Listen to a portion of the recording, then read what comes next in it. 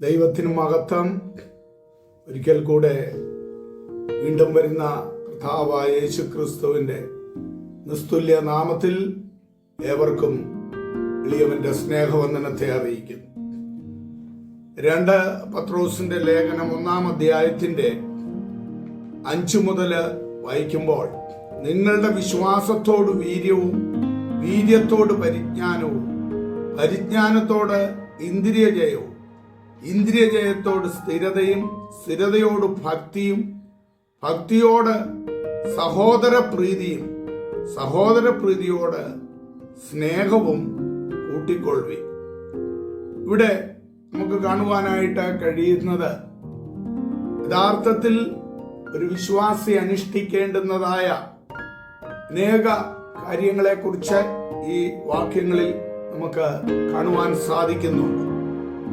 സ്നേഹിക്കുന്നവരെ സ്നേഹിക്കുക, ശത്രുക്കളെ സ്നേഹിക്കാതിരിക്കുക, അല്ലെങ്കിൽ അവരോട് വൈരമായി ഇടപെടുക, വിശ്വസ്തത കാണിക്കുന്നവരോട് വിശ്വസ്തത കാണിക്കുക, അല്ലാത്തവരോട് അവിശ്വസ്തരാകുക, ഇതൊക്കെ മനുഷ്യ സഹജമാണ്. എന്നാൽ കർത്താവ് പഠിപ്പിച്ചത് ശത്രുക്കളെ സ്നേഹിക്കുവാൻ വേണ്ടിയാണ് അവിടുന്ന് നമ്മെ പഠിപ്പിച്ചത്. ഇവിടെ അങ്ങനെയെങ്കിൽ ആ കർത്താവിന്റെ ദിവ്യ സ്വഭാവത്തോട് നാം കൂട്ടവകാശികളായി തീരും എന്നാണ് ഇവിടെ കാണുവാനായിട്ട് കഴിയുന്നത്. ആ ദിവ്യ സ്വഭാവത്തിന്റെ കൂട്ടവകാശി എന്ന് പറയുമ്പോൾ, ആ ദിവ്യ സ്വഭാവം ക്രൂശിൽ വെളിപ്പെട്ട ദിവ്യ സ്വഭാവമാണ്. അഥവാ തന്നെ പിടിക്കേണ്ടതിന്, ക്രൂശിലേക്ക് കൊണ്ടുപോകേണ്ടതിനും മഹാപുരോഹിതന്മാരും ജനത്തിന്റെ മൂപ്പന്മാരും അയച്ച വലിയൊരു ജനക്കൂട്ടം വന്ന്, അഥവാ യൂദായുടെ നേതൃത്വത്തിൽ തന്നെ പിടിച്ചുകൊണ്ടു പോകുവാനായിട്ട് വരികയാണ്. കൂടെ നടന്ന യൂദ അവനൊരു കള്ളച്ചുംബനം കൊണ്ട് യേശുവിനെ ഒറ്റിക്കൊടുക്കുവാനായിട്ട് വരുന്നു. ആ സന്ദർഭത്തിലും യേശുവിനെ ചുംബിക്കുമ്പോഴും എല്ലാം അറിഞ്ഞുകൊണ്ട് തന്നെ യേശു കർത്താവ് അവനെ വിളിച്ചത് സ്നേഹിത എന്നാണ്. അത്രത്തോളം ആ ദിവ്യ സ്നേഹം നമുക്കവിടെ കാണുവാനായിട്ട് കഴിയുകയാണ്.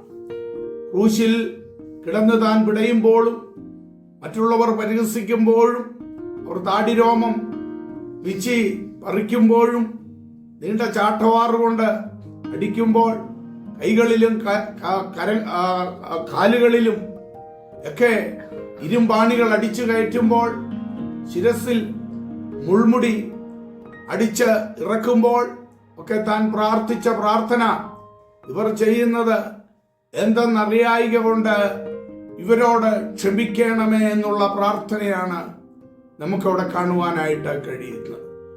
ആ ദിവ്യ സ്വഭാവത്തോട് നാം കൂട്ടവകാശികളായി തീരേണ്ട ആവശ്യകതയെക്കുറിച്ചാണ് നാം ഈ വായിച്ച വേദഭാഗങ്ങളിൽ നമുക്ക് കാണുവാനായിട്ട് കഴിയുന്നത്.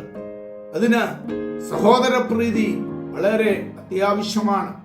മറ്റുള്ളവരെ നാം സ്നേഹിക്കേണ്ടത് അത്യാവശ്യമാണ്. മറ്റുള്ളവരെ എന്ന് പറയുമ്പോൾ നമുക്ക് പ്രത്യുപകാരം ചെയ്യുന്നവരെ മാത്രമല്ല, ഈ ക്രിസ്തു കാണിച്ച മാതൃക പ്രകാരം ശത്രുക്കളെ സ്നേഹിക്കുവാൻ, അവർക്ക് വേണ്ടുന്ന ഉദവികൾ ചെയ്യുവാൻ നാം കടപ്പെട്ടവരാണ് എന്നുള്ളതായ കാര്യം നാം വിസ്മരിക്കരുത്.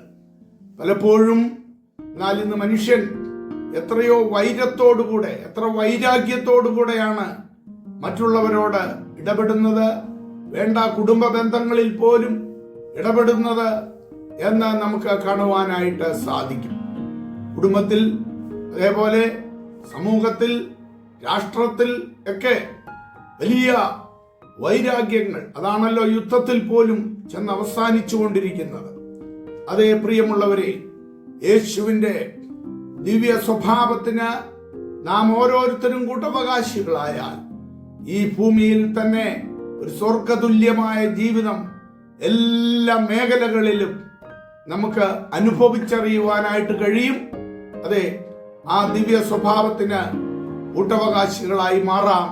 അവിടുന്ന് നമ്മെ അനുഗ്രഹിക്കുമാറാകട്ടെ. ക്രൂശിൽ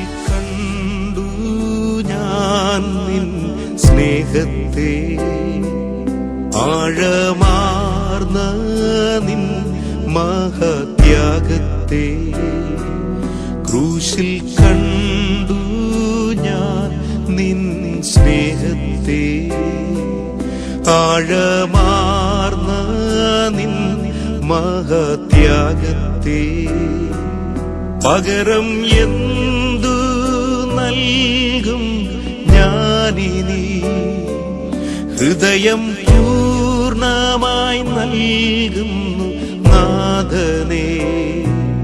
പകരം എന്തു നൽകും ഞാനിനി, ഹൃദയം പൂർണ്ണമായി നൽകുന്നു നാഥനേ.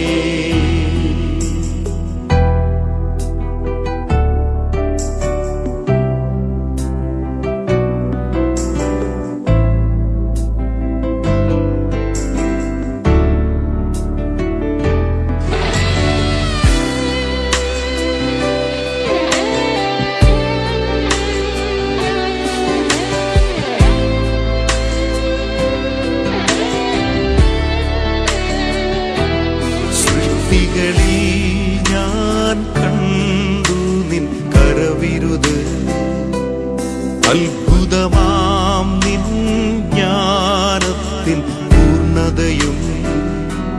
സൃഷ്ടികളിൽ ഞാൻ കണ്ടു നിൻ കരവിരുത്, അത്ഭുതമാം നിൻ ജ്ഞാനത്തിൻ പൂർണ്ണതയും. പകരം എന്തു നൽകും ഞാനിനി, നന്ദിയാലെന്നും വാഴ്ത്തിടും സൃഷ്ടാവേ.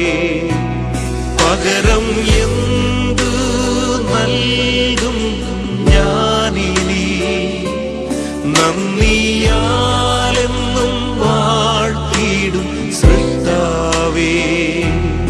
ആടിപ്പീണരിൽ കണ്ടു ഞാൻ സ്നേഹത്തെ, സൗഖ്യമാക്കും യേശുവിൻ ശക്തിയെ.